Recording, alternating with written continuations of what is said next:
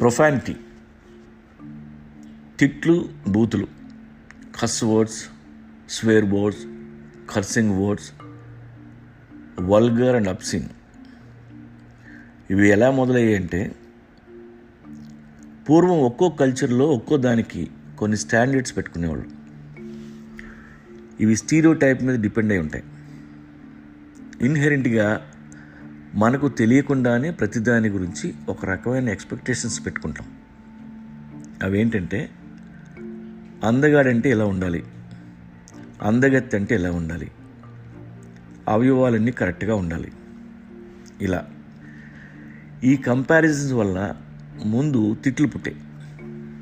మనిషి అన్నాక ఇంత తెలివి ఉండాలి, బుర్ర తక్కువ పని చేస్తే బుద్ధి లేని యధవా అని తిట్టేవాళ్ళు. నల్లగా ఉంటే కరీనా కొడక అంటే వాళ్ళు అనుకునేంత తెల్లగా లేడు. ఒకవేళ మరీ తెల్లగా ఉంటే పాలిపోయిన ఫేసు నువ్వును అంటే వీడు అనుకున్న దానికన్నా ఎక్కువ ఉన్నా తిడతాడు, తక్కువ ఉన్నా తిడతాడు. అమ్మాయిల అందానికి అబ్బాయిల పనికి స్టాండర్డ్స్ ఫిక్స్ అయ్యాయి.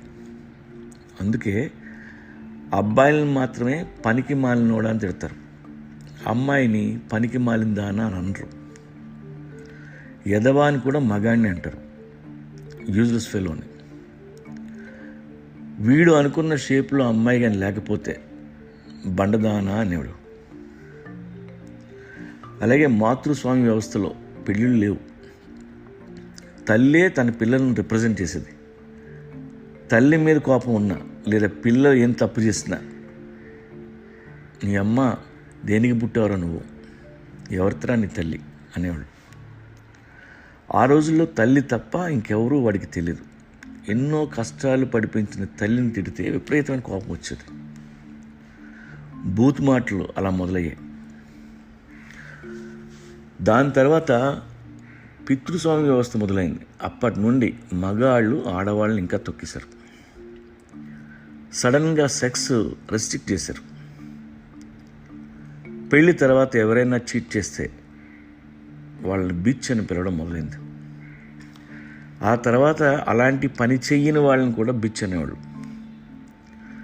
అలా అని వాళ్ళని హట్ చేయడమే వాళ్ళ ఉద్దేశం. అలాగే మగాళ్ళ డామినేషన్ పెరిగిన తర్వాత ఆడదాని రూల్ చిన్నదైపోయింది. నువ్వు వింతే, నువ్వు ఇలాగే ఉండాలి, గడప దాటకూడదు.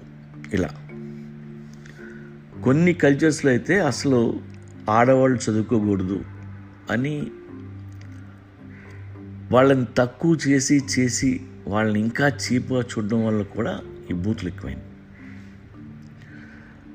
మగాడి పవరు డామినేషన్ చూపించడం కోసం ఆడవాళ్ళని బూతులతో తిట్టి నొక్కి పెట్టేవాళ్ళు.